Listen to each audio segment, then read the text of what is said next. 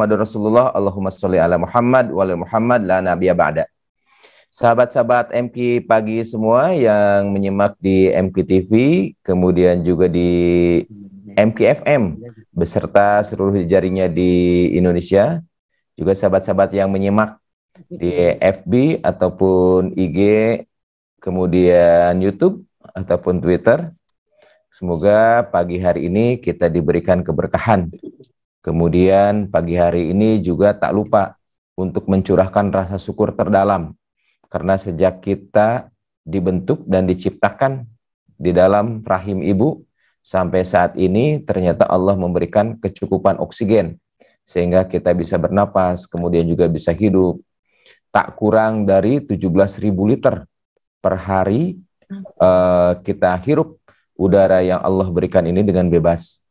Kemudian juga tak kurang dari berbagai macam zat makanan yang mengalir terus selama hidup kita ini, dan alhamdulillah Allah mencukupinya.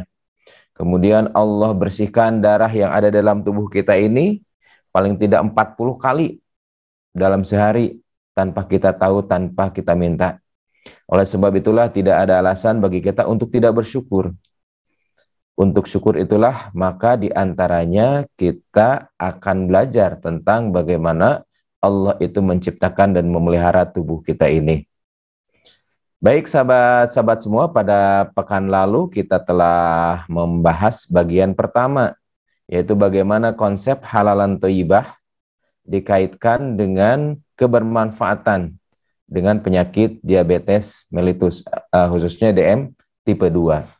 Pada pekan lalu juga saya akan mereview sedikit ya, bahwasanya penyakit diabetes ini mempunyai dampak yang luar biasa terhadap timbulnya penyakit-penyakit kronis dan timbulnya resiko-risiko penyakit kematian tertinggi, yaitu diantaranya adalah penyakit jantung dan pembuluh darah, kemudian juga penyakit stroke. Artinya bukan kita berbicara hanya kadar gula darah, kemudian kita pengendalian dengan hanya melihat angka. Padahal yang kita kendalikan adalah penyakit diabetesnya, diantaranya adalah pengendalian gula darah, juga kita memperlambat atau meminimalkan terjadinya penyulit ataupun komplikasi. Begitu ya sahabat-sahabat semua. Nah, pada pekan lalu saya sudah sampaikan beberapa riset ya tentang diabetes ini. Nanti yang ahlinya insya Allah akan hadir dengan kita semua, yaitu seorang dokter peneliti, juga beliau adalah praktisi, beliau juga aktivis di dalam kedokteran Islam, yaitu Dr. Hajah Eli Wijaya Nursam. Beliau salah seorang dokter penyakit dalam, dan beliau juga salah seorang owner dari rumah sakit El Shifa yang bernuansa Islami di sana sahabat-sahabat semua. Nanti kita akan berbicara dengan beliau. Sambil menunggu beliau, saya akan coba review sedikit yang kemarin sahabat-sahabat semua. Jadi kalau kita berbicara masalah diabetes, kita tidak hanya berbicara masalah angka dan kadar gula darah. Ternyata kalau kita lihat dari datanya, mohon maaf ini datanya sampai tahun 2013 ya. Insya Allah nanti Dr. Eli punya data yang terbaru. Ada nggak kaitan antara konsumsi gula dengan tingginya penyakit diabetes? Nah, ternyata di sini ya dari data ini ada kemiripan antara tingginya konsumsi gula dengan angka kejadian diabetes. Nah, tetapi ada data juga yang menurut saya cukup unik teman-teman ya. Kalau kita perhatikan di sini, angka konsumsi gula tertinggi di sini adalah adanya di Amerika, yang kemudian diikuti dengan Jerman.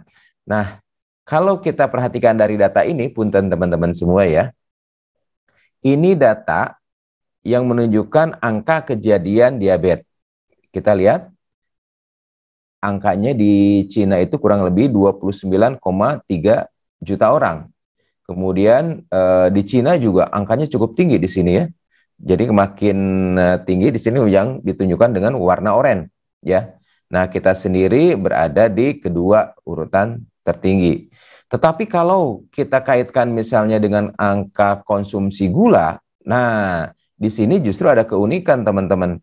Kita lihat di Amerika tadi angka tertinggi untuk terjadinya diabetes, ternyata angka konsumsi gulanya, ya, angka konsumsi gula per kapita per tahun, ternyata ini juga tidak terlalu tinggi. Dan demikian juga dengan di China.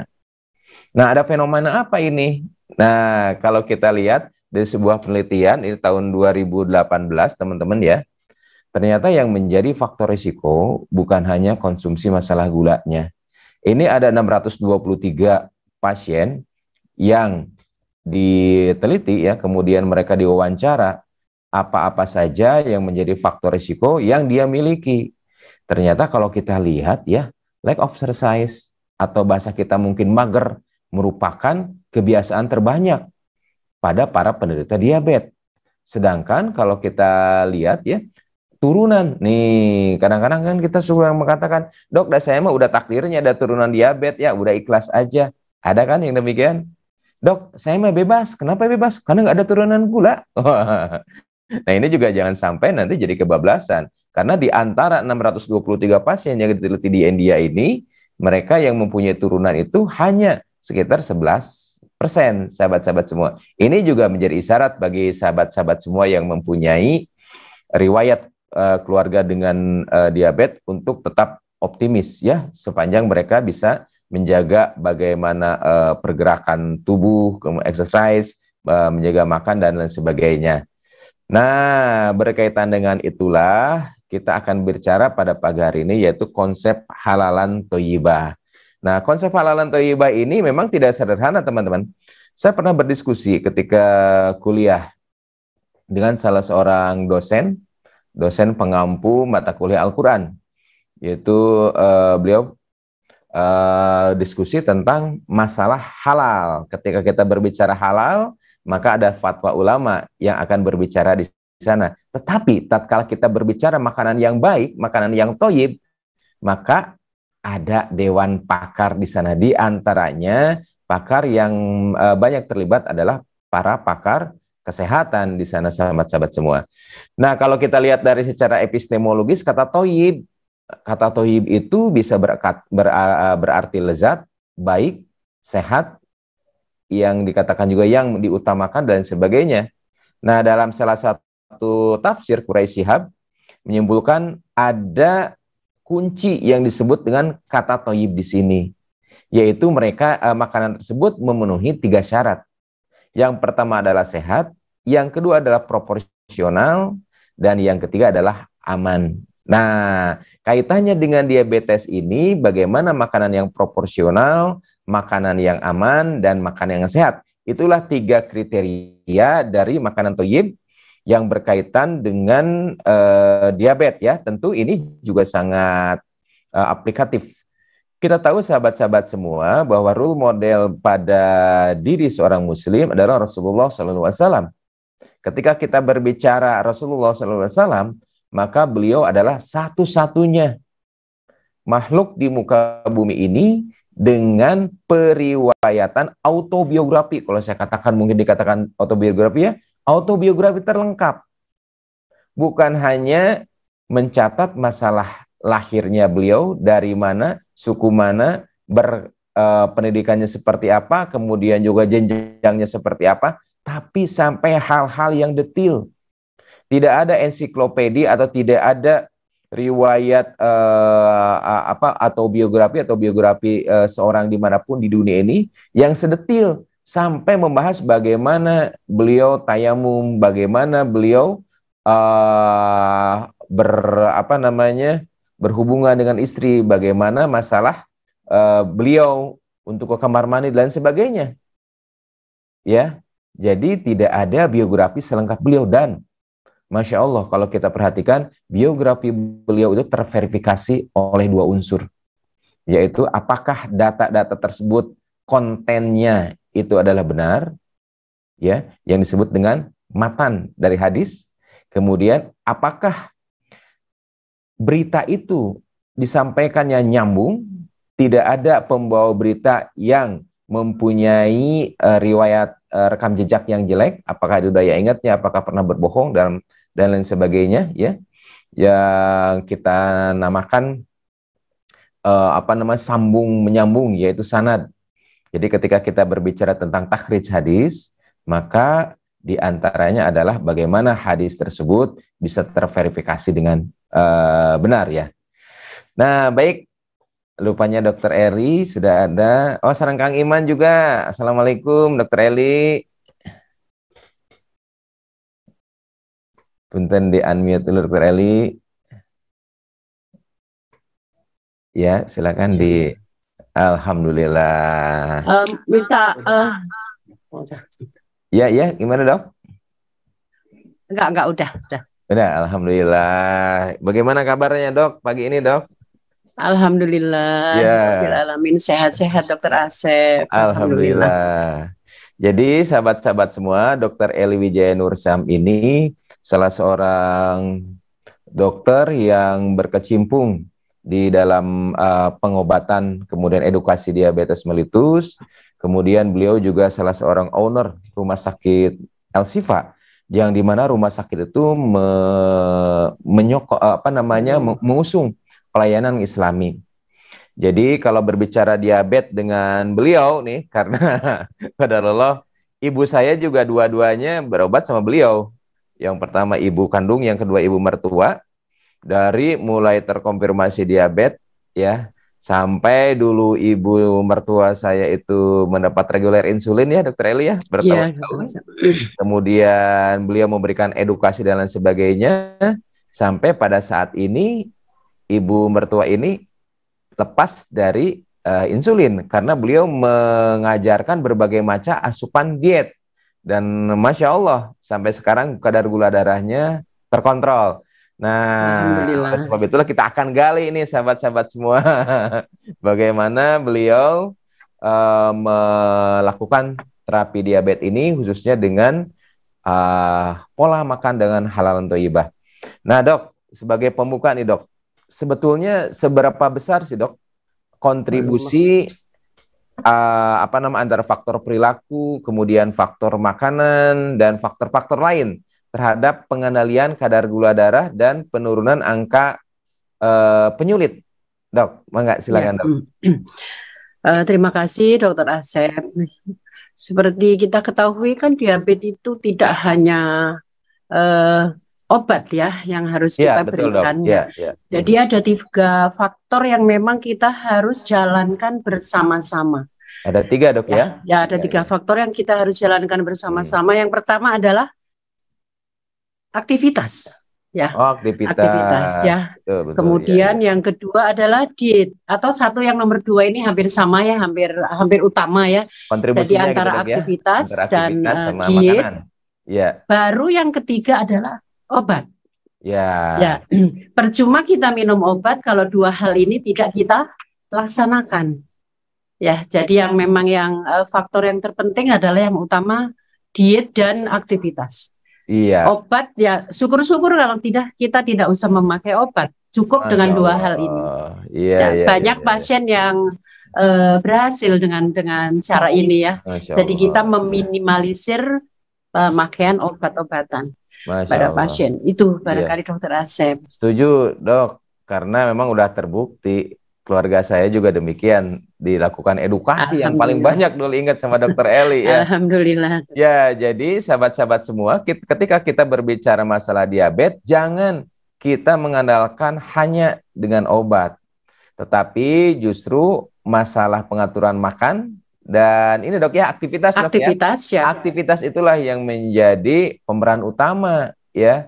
Karena kalau kita hanya mengandalkan obat, belum tentu obat itu bisa mengendalikan kadar gula darah dan menurunkan potensi risiko Dok ya. Nah, selama ini Dok, yang menurut pengalaman dokter nih Dok, seberapa banyak sih Dok di antara pasien-pasien yang ditangani itu bisa terkendali, terkontrol dengan 2 hal tadi Dok, dibandingkan dengan seumur-umur harus makan obat Dok? Banyakan yang mana kira-kira Dok? Mungkin banyak faktor yang harus kita perbaiki ya Dokter Asep juga para pendengar yang lain. Jadi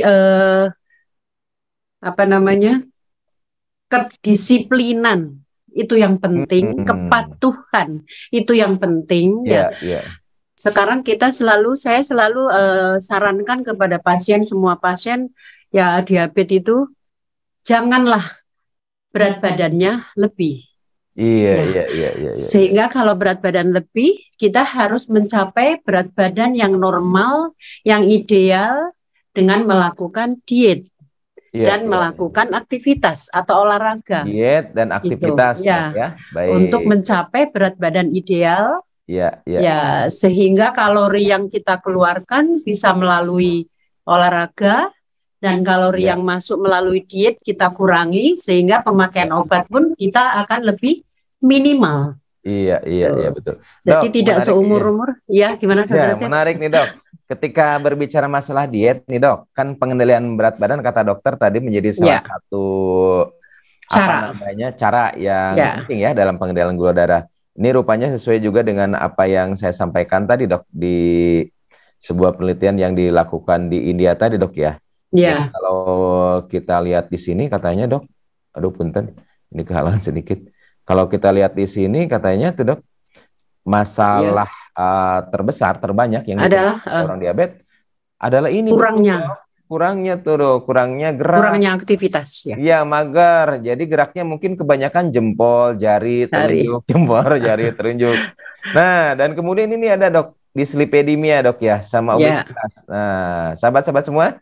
Jadi jelas ya apa yang beliau sampaikan tadi, gerak tuh. Jadi jangan sampai malas gerak. Nah kaitannya dengan diet dok, kan sekarang itu banyak rumus dok. Ada diet keto, ada diet karbo, ada diet tidak puasa misalnya dengan nasi dan sebagainya. Kira-kira ada masukan nggak dok? Diet yang sekiranya memang bisa aman dok? Begini dokter Asep ya, jadi diet di diabetes itu ada 3. Ada 3J ya yang namanya. Bagaimana kita jenis makanan yang betul, jadwal makan yang betul, dan jumlah makan yang betul. 3 hal ini harus kita ikuti ya.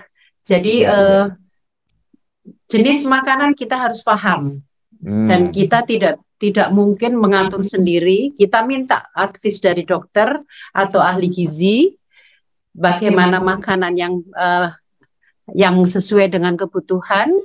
Kemudian jenis yang mana yang tidak boleh, yang banyak lemak, jenis mana yang dibatasi, jenis mana yang dianjurkan. Mungkin ini yang banyak harus diketahui oleh pasien-pasien kita ya. Kemudian jadwal makan pagi, siang, sore. Ada 3 kali porsi besar, ada 2 kali porsi selingan. Berarti total kita makan setiap hari adalah 5 kali dengan 3 porsi besar dan 2 porsi selingan.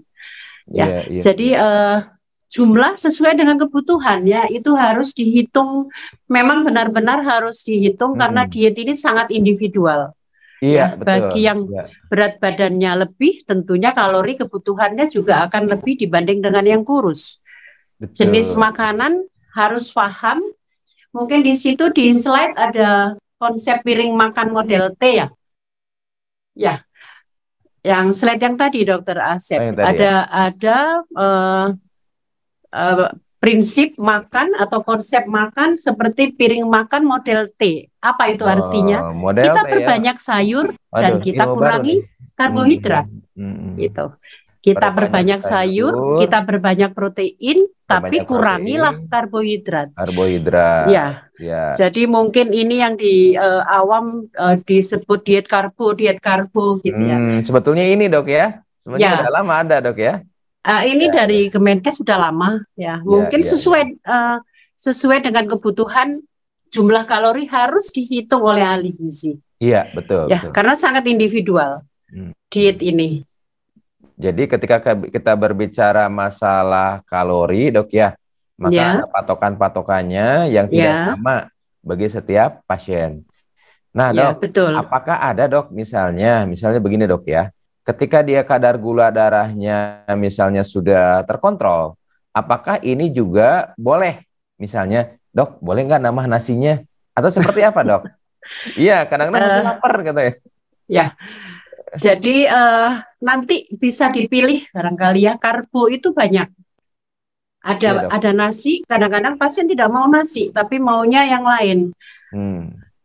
Pasien itu begini ya, nggak tahu, mungkin hampir di seluruh daerah, kalau kita tanya, Bu, Pak, tadi pagi udah makan? Jawabnya, belum. Belum. Tadi pagi belum makan apa-apa? Belum. Tapi udah lontong satu sama gorengan satu. Nasi goreng ya, udah. Ya, jadi lontong sudah, gorengan sudah. Mungkin itu yang kita harus pahamkan ya, bahwa sesuatu yang masuk di mulut kita ya itu makan, tidak harus nasi. Iya, betul. Nah, jadi pagi itu bisa makan 2 kali mungkin. Pagi lontong, gorengan, jam 7 makan lagi nasi. Makan, Dok ya. Jam 7 makan lagi nasi. Jadi dari karbo aja kalau melihat seperti itu udah berlebih. Ya, baik. Jadi masalah pengetahuan, Dok ya. Karbohidrat itu bukan hanya nasi. Hilangkan kesan nasi. Kalau belum makan nasi disebut belum makan ya. Baik, Dok. Nih ada pertanyaan nih. Kalau ibu saya kan di sini dokter sarankan waktu itu pakai nasi merah, Dok. Ya. Ada bedanya nggak, Dok? Nasi merah itu kalorinya lebih kecil. Oh, lebih kecil. Ya. Baik. Tapi mungkin image atau apa ya, image di masyarakat itu nasinya harus nasi yang kemarin. Harus nasi yang diangetin kemarin, nggak boleh nasi baru. Nah, bedanya gimana, Dok? Sebetulnya kalau seperti itu adalah intinya adalah kalau nasi yang kemarin tuh kalorinya udah berkurang. Tapi kalau ada itu artinya tidak toyib barangkali ya, Dokter Asep ya. Jadi kita kan pengen diet pun tapi nikmat, tapi enak. Betul, Jangan enak. Sampai kita diet tapi merasa tidak enak. Merasa terkekang, merasa tersiksa gitu, Dok ya. Dulu kan gitu, Dok. Jadi seakan-akan kalau diabetes itu makan harus ditimbang katanya, Dok. Pakai timbangan berapa gram. Jadi seakan-akan secara kejiwaan, aduh kayaknya tersiksa nih seumur-umur harus begini. Makanya mungkin banyak yang tidak mau disiplin. Sebetulnya seenak apa, Dok, diet diabetes itu, Dok? Senyaman apa gitu? Ya, diabetes itu kan kita kalau kita sesuai dengan materi hari ini, Dokter Asep ya, diabetes insya Allah pasien akan paham. Ya, jumlah kalori nanti diaturkan oleh ahli gizi, jenisnya silahkan dipilih sesuai dengan keinginan, jadi tidak harus terpaksa sayur A, sayur B atau sayur C ya.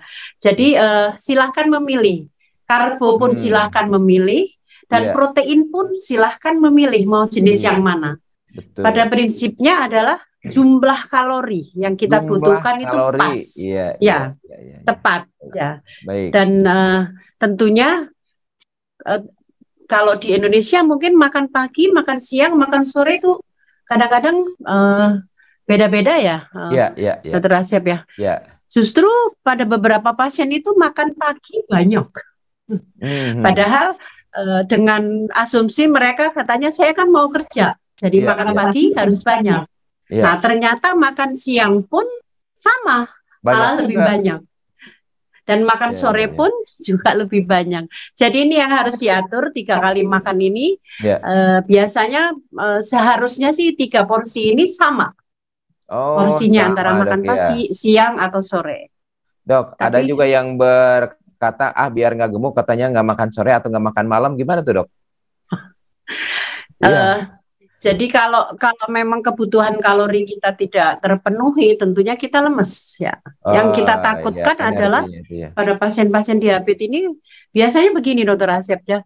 Jadi kalau besok mau kontrol nggak makan dari kemarin. Nah, jadi pada saat periksa gula darahnya bagus gitu. Jaga normal, Dok ya. Gula darahnya normal. Padahal itu setelah dicek gula darah makan yang banyak. Jadi kan nggak ketahuan. Yang penting pada saat diperiksa gula darahnya normal ya. Hal ini mungkin dokter juga tidak bisa diakalin ya. Jadi kita ada pemeriksaan lab. Salah satu pemeriksaan lab namanya HbA1c itu mencerminkan kondisi 4, 5, 6 bulan yang lalu seperti apa sih pasien ini makannya? Iya, udah ketahuan disiplin apa enggak? Ketahuan di situ. Nggak bisa diakalin. Nggak bisa diakalin.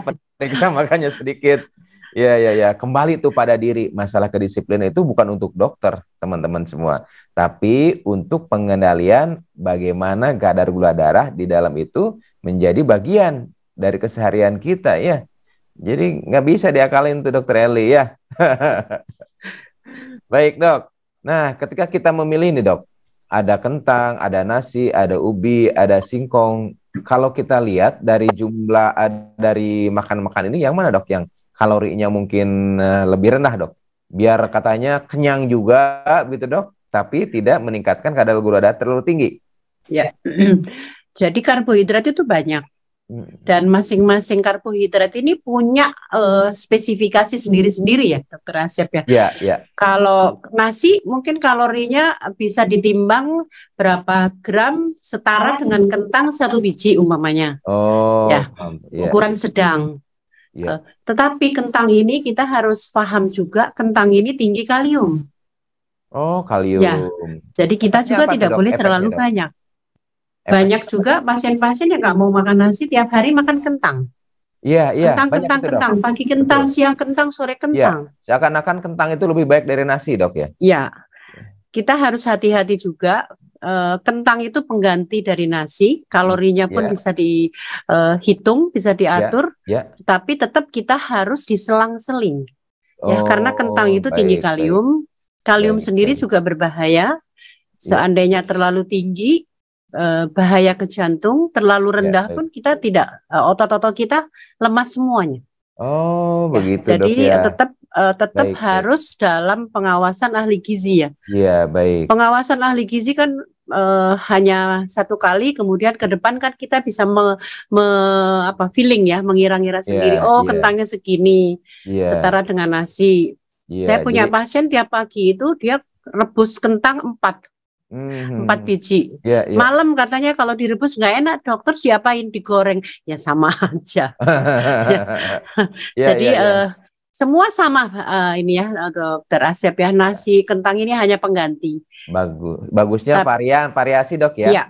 Iya, biar nggak ada salah satu unsur gizi yang berlebihan. Nah jadi gitu teman-teman, bukan berarti divonis diabetes, katakannya divonis dok ya.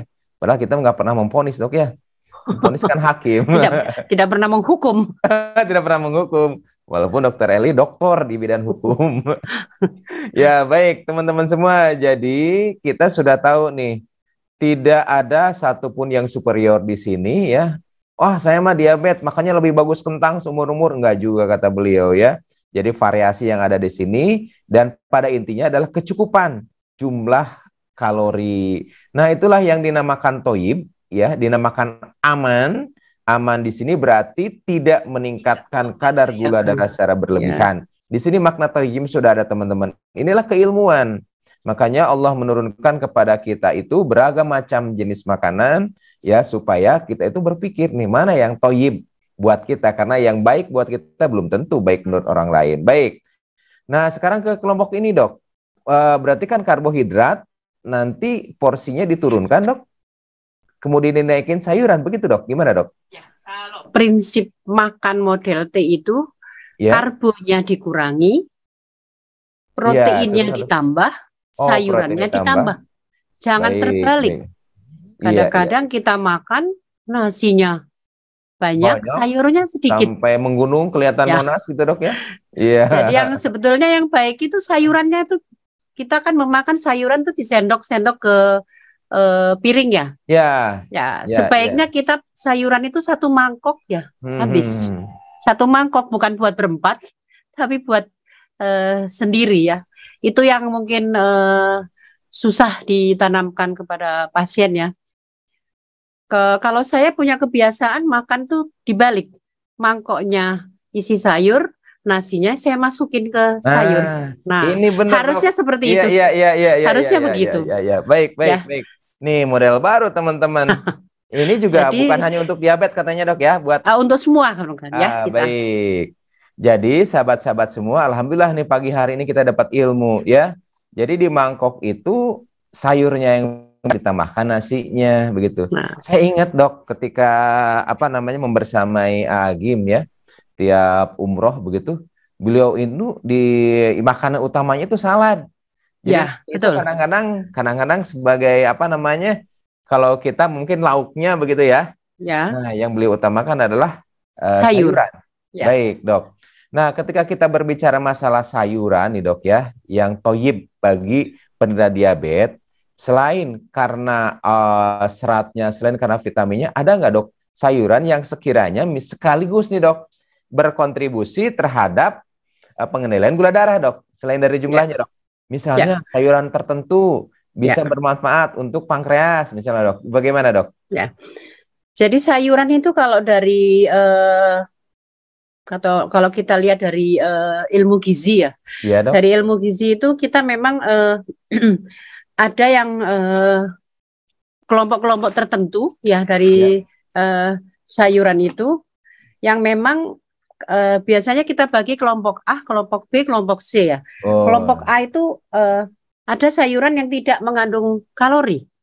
Oh, begitu, Dok. Jadi sayuran yang tidak mengandung kalori gula, Dok, itu, ya. Jadi dia kayak serat. Selain dia kalorinya rendah, dia berefek ke pencernaan dan tidak menimbulkan ini kita bilang obstipasi itu sembelit, Dok ya. Sembelit ya. Dan dia akan sekaligus melancarkan pencernaan. Dan karena memang terdiri dari nutrien-nutrien yang sangat mikro ya, yang kecil. Jadi memang kalorinya hampir tidak ada. Nah, itu ada di timun barangkali ya, timun. Oh, timun, ya. Kita kan sering melalap timun ya. Betul. Timun, kemudian tomat. Timun, tomat. Wah, tomat. Itu bagus, Dok ya, likopenia tinggi, Dok ya. Kemudian selada. Timun, tomat, selada. Selada, ya itu hampir tidak mengandung kalori ya, karena mikronutrien yang memang tidak menimbulkan sembelit. Kemudian karena serat tinggi, kita sering juga dengar dari ahli gizi ya, Ibu, Bapak makanlah yang berserat tinggi. Ya, contohnya adalah seperti ini. Kemudian jamur ya. Jamur itu salah satu jamur kuping yang saya tahu itu. Jadi dia hampir tidak berserat. Dan belum tentu juga kita suka kan dengan makanan seperti ini. Jadi timun gampang kita memperolehnya. Gampang dan murah juga, Dok ya. Dan murah. Kemudian tomat gampang bisa juga nanam sendiri di depan rumah. Kita tinggal mengambil, memetik ini. Dan selada. Labu barangkali labu ya. Oh, labu yang hijau, tapi bukan labu siam ya, labu. Oh, bukan. Labu yang yang merah itu ya, labu. Oh, iya. Kalau di Jawa Timur labu itu dulu saya sering sama orang tua itu di sayur memang. Labu. Bukannya manis juga itu labu, Dok? Iya, di sayur. Tapi belum matang banget ya. Kalorinya tinggi nggak, Dok? Hampir tidak ada itu. Oh, Masya Allah. Jadi belum tentu yang manis itu kalorinya tinggi, Dok ya? Kita ambil yang belum matang ya, dokter Asep ya. Iya. Kalau di sana di sayur, pakai santan juga kadang-kadang dan enak. Pakai santan orang di pakai santan, tapi santannya yang encer barangkali ya. Iya. Baik. Nah, jadi pilihan yang pertama itu, kemudian ada juga kelompok sayuran yang kalorinya sedikit. Iya. Ya, mungkin sekitar 25-30 kilokalori. Itu ada di buncis, bayam, kemudian labu siam. Oh, yang hijau itu ya, Dok? Ya. Yang kecil-kecil ya. Mungkin di Jawa Barat sering buat lalap juga. Ya, lalaban. Kemudian pepaya. Oh, pepaya. Ya. Kita tidak tahu pepaya ini apakah sayur, apakah buah. Jadi kita kategorikan sayur dan buah ini jadi satu ya, mohon. Jadi itu yang lebih yang agak kecil sekitar 25 kilokalori dan ada kelompok sayuran yang lebih kalorinya di atas 50 kilokalori. Nah, ini mungkin hati-hati, Dok ya. Itu yang biasanya kita suka. Mungkin Dokter Asep juga sering makan. Waduh, daun singkong. Dok. Daun singkong. Gitu, Dok. Waduh, nasi padang enak, Dok. Nah, Aduh, paling enak ternyata itu. tinggi, teman-teman. Ya. Jadi baik. kalau yang tiap hari sering makan lalap daun singkong sama sambal hijau barangkali ya. Ya. Ya. Ya, itu kalorinya dari kelompok sayuran kalorinya yang paling tinggi. Paling Gitu. tinggi. Walaupun cuma 50. Artinya kalau kita mengkonsumsi sayur yang kalorinya lumayan, berarti kita kurangi kalori dari karbohidratnya. Karbohidrat, dok ya. Jadi jatah nasinya dikurangi nih teman-teman. Iya, ya. itu. Baik, supaya seimbang. Ya, paham. Baik, sahabat-sahabat semua. Nah, jadi juga saya harus merubah nih, dok. Walaupun daun singkongnya sekali-sekali aja, dokter. Kalau habis operasi aja. Ya. Jadi inilah yang dikatakan dengan toyib, sahabat-sahabat semua. Ada ilmunya ternyata. Saya juga baru tahu tuh. Ada 3T ini diantaranya ya. Di piring saya itu mungkin di piring kita itu nanti ya. Yang dominan itu bukan nasi, teman-teman ya. Tapi sayur. Dan juga sayur juga ada hitungannya, teman-teman. Ada hitungannya. Jadi tidak semua sayur itu kalorinya rendah. Baik. Nah, dok, kalau misalnya komposisi sayuran, sekarang satu lagi nih, dok, protein nih, dok. Ya. Memang boleh, dok, misalnya makan daging kambing, atau begitu pada orang DM, dok? Ya, sebetulnya diabetes itu memang banyak yang boleh daripada tidak bolehnya. Ya, jadi pada intinya adalah sekarang pada intinya adalah sebetulnya jumlah kalori. Jumlah kalori. Seandainya kita makan sesuatu yang kalorinya tinggi, ya mau nggak mau di makanan yang lain kita kurangi. Gitu. Tapi jangan dipilih makanan yang semuanya kalori tinggi.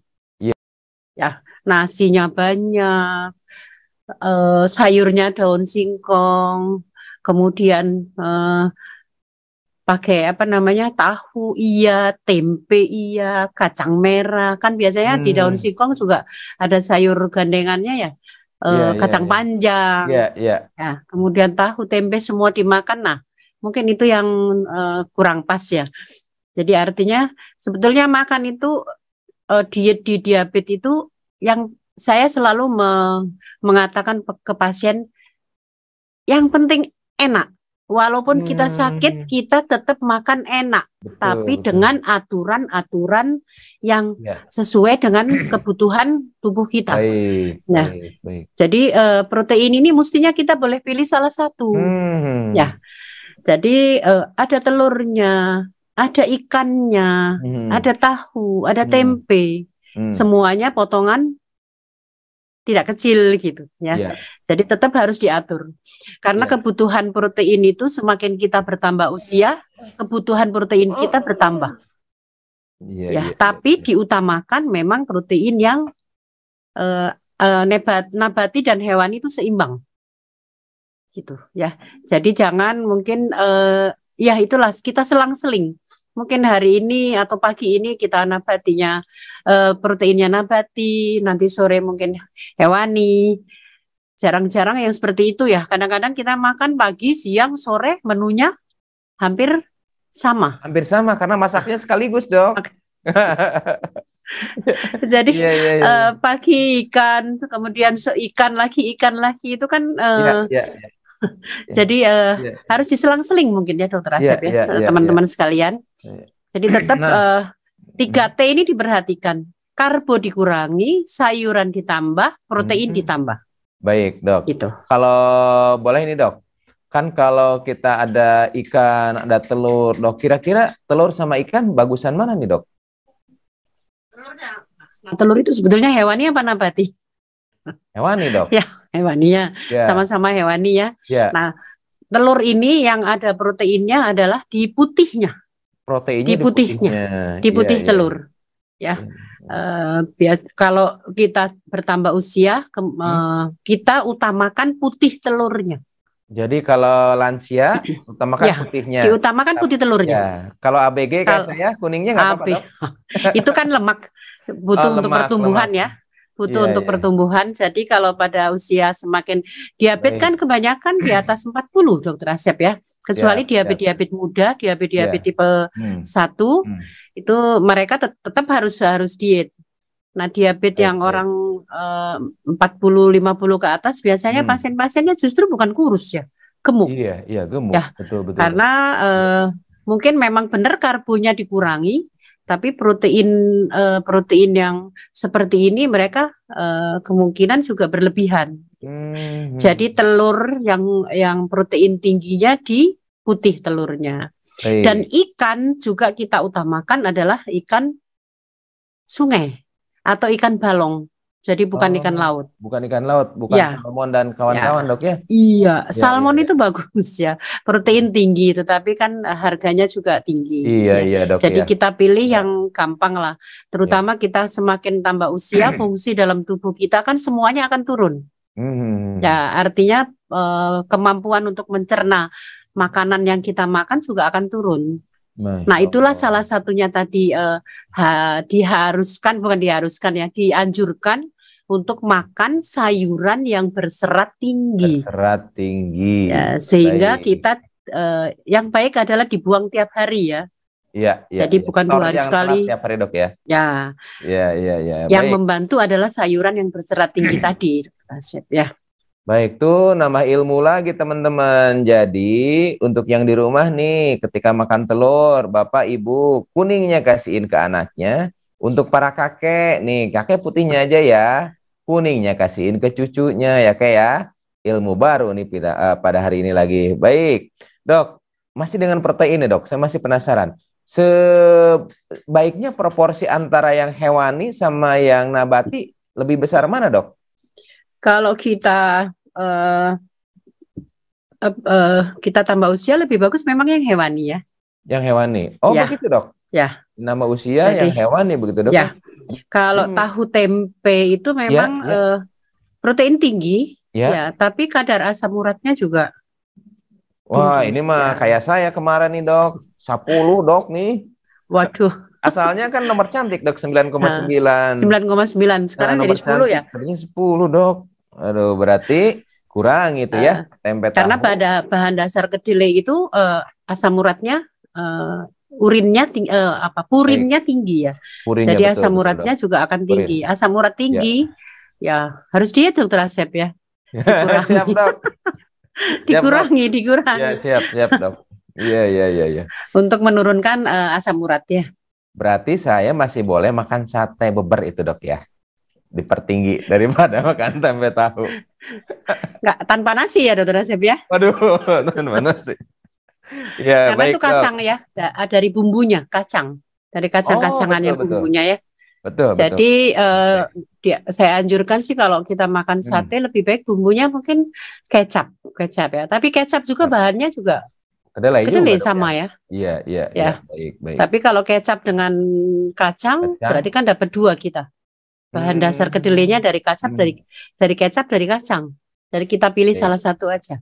Baik, Dok. Ini penasaran juga nih. Ini mah jadi curhat jadi saya, Dok.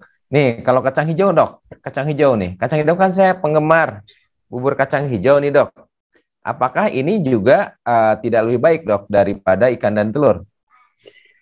Ya, kacang ini artinya begini ya. Jadi protein ini sebetulnya kita memilih ya. Jadi jangan sampai nanti mungkin makan selingannya kacang hijaunya tinggi. Oh, ya. Paham. Kita yang bagus sebetulnya kacang hijau itu adalah pada saat direbus ya airnya. Kandungannya banyak di situ. Jadi kalau kita membuat kolak mungkin biasanya Ramadan ya. Ramadan hampir tiap hari kolak, kemudian kacang hijau, kemudian es buah. Ya, jadi kita cara mengolahnya barangkali Dokter Asep ya, cara mengolahnya kacang hijau ini memang di kulitnya itu juga banyak protein. Di kulit kacang hijau yang hijau-hijaunya ya, waktu kita rebus kan itu sampai keluar ya. Sampai matang sampai keluar. Nah, semua itu kandungan proteinnya di telurnya di kulit. Kulitnya, dibungkusnya, atau itu proteinnya memang tinggi. Nah, itu juga ada ukurannya. Berapa sih yang boleh, yang sesuai dengan kebutuhan protein kita, gitu. Jadi Baik. Jadi kita jangan membiasakan, mungkin kita di agama kita, di agama Islam juga kita kan dilarang juga memakan sesuatu yang berlebihan. Jadi makanlah sesuai dengan porsinya. Ya. Baik. Iya. Jadi yang namanya toyib itu adalah salah satu indikatornya adalah proporsional. Itu dari tafsir dari Quraish Shihab, Dok. Baik, teman-teman semua, ini dapat ilmu baru. Saya juga sama teman-teman ya, bagaimana nanti saya akan mengganti porsi yang di piring. Itu jadi jelek banget, Dok, kerasa banget. Baik, teman-teman semua, ini ilmu ya, teman-teman. Ketika kita berbicara toyib, maka di sini ada pakar yang bisa menuntun bagi kita apa sih sebetulnya makanan yang toyib bagi diri, kemudian juga bagi keluarga, begitu ya. Jangan sampai ini juga menjadi penyajian makanan bisa menjadi sumber timbulnya potensi penyakit. Nah, Dok, di sini kan dikatakan, Dok, pengolahan tidak menggunakan gula, garam, dan lemak yang berlebihan. Itu bagaimana, Dok? Mungkin memang ini pengaruh zaman ya. Jadi kita banyak fast food yang mungkin ibu-ibu atau mungkin para wanita ya, perempuan, kadang-kadang kita pengen masak itu cepat, simpel gitu ya, cepat, simpel. Jadi otomatis kalau zaman dulu ibu-ibu kita sering mengulek ya, apa itu ngulek ya, kalau bumbunya ya. Kalau sekarang ngulek itu jarang. Jadi kadang-kadang kita juga melihat beberapa rumah tuh udah nggak punya lagi ulekan, Dok, ya? Ulekan gitu. Karena apa? Karena sudah dikemas dalam bentuk saset, Dok, ya? Saset. Nah, mungkin ini yang harus kita kurangi. Baik. Ya, karena di dalam bumbu jadi itu banyak bahan-bahan ya, ada pengawet, mungkin juga pewarna ya. Nah, itu semua ya kalau memang kita mau memenuhi yang halal, insya Allah halal, tapi toyib mungkin tidak ya, karena membahayakan diri kita. Seandainya kita tiap hari memasak dengan bumbu yang saset yang tadi, tentunya ini karena bumbu ini kan expire-nya agak lama ya, otomatis juga dia bahan pengawetnya sesuai dengan time untuk menuju expire kan, artinya semakin dekat expire berarti pengawetnya lebih lama kan? Lebih lama, ya. Otomatis kadang-kadang kan ibu-ibu kalau memasak, belum expire, masih bulan depan. Nah, kita pakai, nah tidak sadar kita itu sebetulnya membahayakan kita. Artinya tidak toyib kita untuk kalau makan seperti itu. Baik. Memang yang bagus adalah mengolah sendiri. Ya, mungkin zaman sekarang ibu-ibu udah lupa. Tapi ya kita gunakan dengan zaman sekarang juga lihat resep gampang kan, buka Google, kita lihat resep gampang. Kalau kita memang pingin masakan kita adalah yang aman, tidak membahayakan tubuh kita, ya sehingga kita apa yang bekerja dalam tubuh kita ini bisa sempurna tanpa adanya zat-zat yang membahayakan. Mungkin itu ya. Barangkali ini kita harus latihan sedikit-sedikit.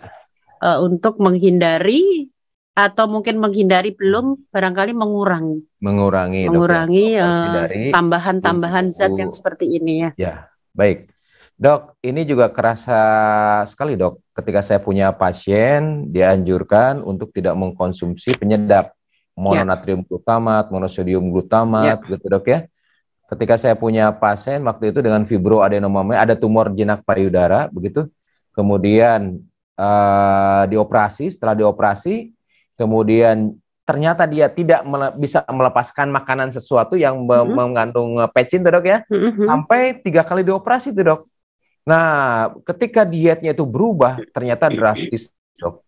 Jadi dalam 2 tahun, kemudian dicek lagi 3 tahun, itu tidak ada angka kekambuhan, teman-teman.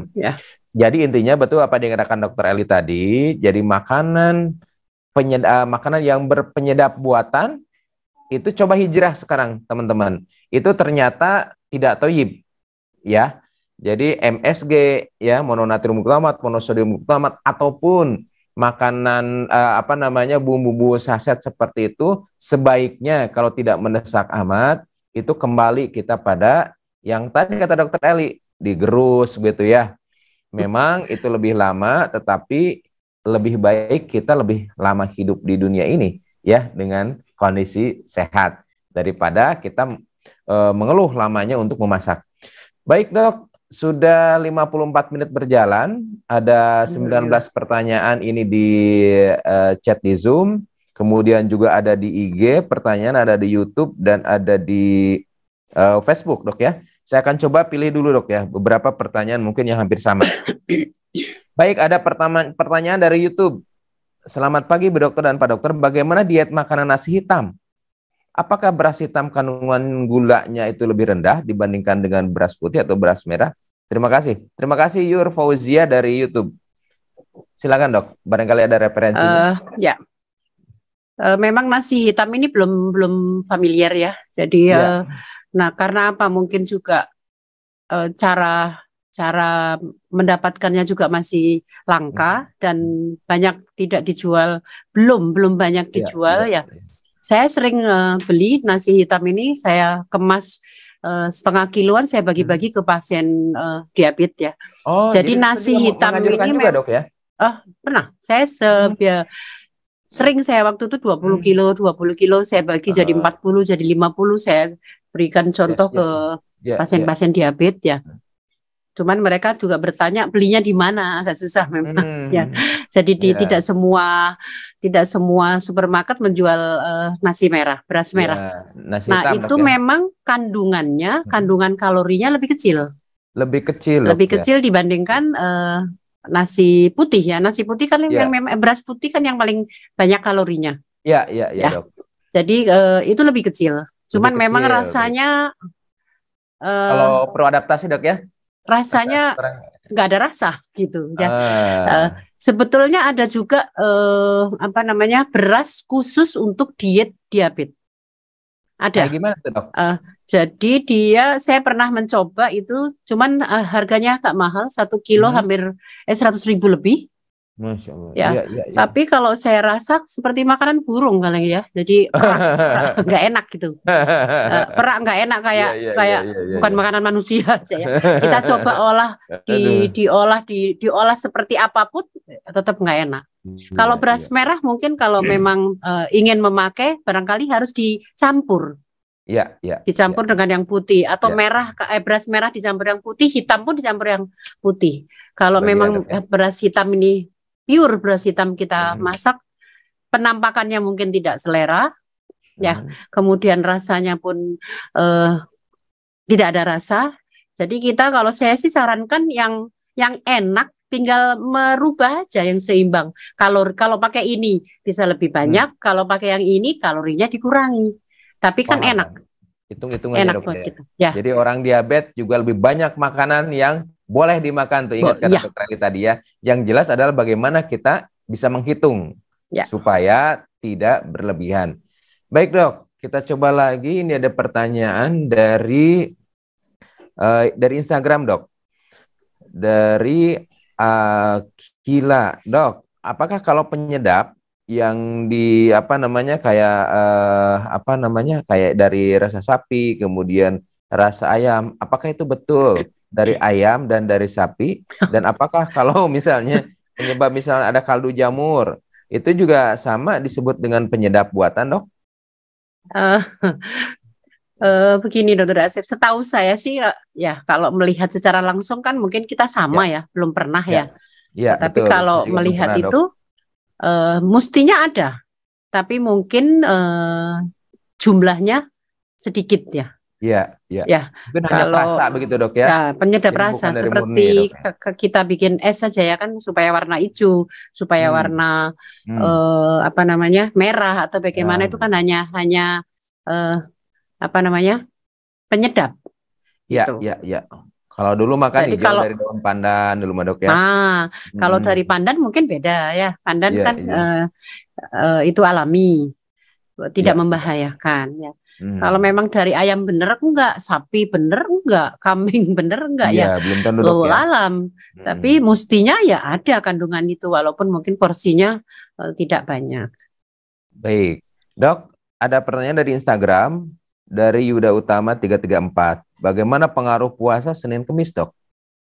Nah, jadi sebetulnya yang pertama kita puasa nggak usah diniatkan untuk menurunkan berat badan ya. Itu niat yang kesekian. Ya. Pertama kita adalah untuk sehat, untuk ibadah ya. Dan yang lain mengikuti efek yang lain ya.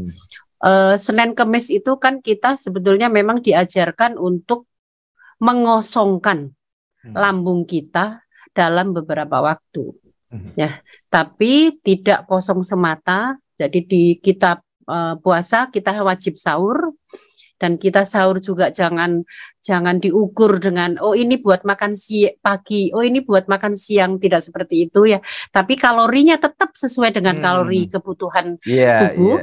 Ya tetap hanya itu, Dok, ya. Hanya dibagi nanti buka ke sahur. Kalau memang Senin Kemis ya, kalau dilihat dari sisi kesehatan itu sangat bagus karena memang lambung kita harus istirahat. Jadi tidak boleh lambung kita terus-terusan tuh dia apa kalau istilah bahasa Jawa giling berputar terus mesinnya terus, Dok, ya. Karena makanan nggak berhenti masuk kan, berputar itu juga nggak bagus ya. Jadi memang ada saat-saat lambung kita harus diistirahatkan.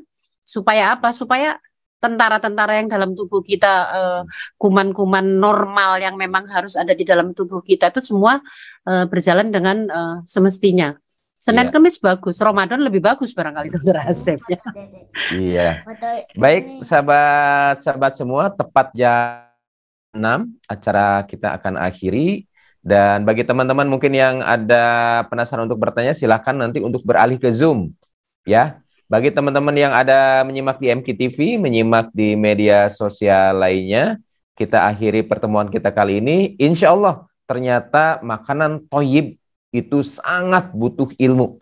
Dan ketika pada diabetes itu diterapkan, Masya Allah, itu juga bisa menjadi salah satu solusi yang utama dan tidak menjadi solusi yang terlalu mengekang. Kalau kita lihat tadi ya, ingat rumus 3T tadi. Ya, itu salah satu ilmu yang nyampe ke kita pada pagi hari ini. Bagaimana proporsi sayuran itu lebih banyak daripada proporsi karbohidrat. Dan demikian juga proporsi dari protein itu jauh lebih tinggi. Sekali lagi, kita dituntut untuk berpikir, kita dituntut juga untuk menghitung supaya kita bisa mengendalikan kadar gula darah dengan baik.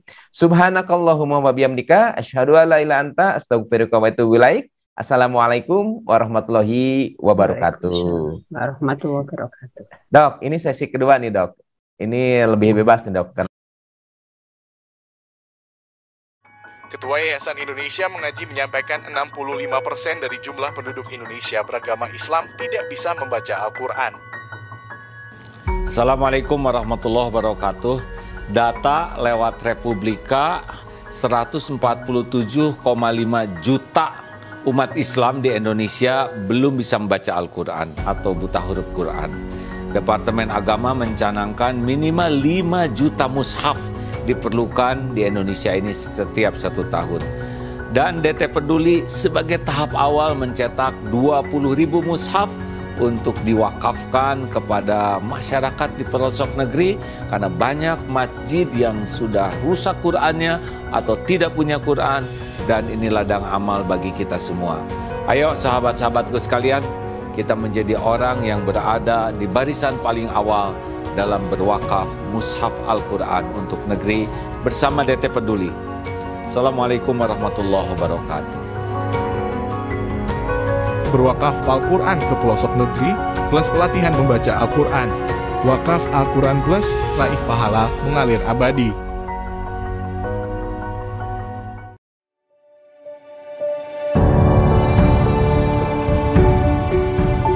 Saudaraku sekalian, ini adalah kawasan Eko Pesantren 2 di daerah Parompong. Masya Allah, luasnya 4,6 hektar dan di sini akan segera dibangun masjid dan pesantren. Islam sangat serius untuk menjaga kelestarian alam, rahmatan lil alamin. Dan mudah-mudahan menjadi ladang amal bagi siapapun yang memang merindukan membangun masjid, membangun lembaga pendidikan. Inilah kesempatan untuk beramal. Saya sangat senang sekali di daerah saya akan dibangun pembangunan masjid sama pesantren. Semoga pembangunan di sini lancar dan diberkahi sama Allah.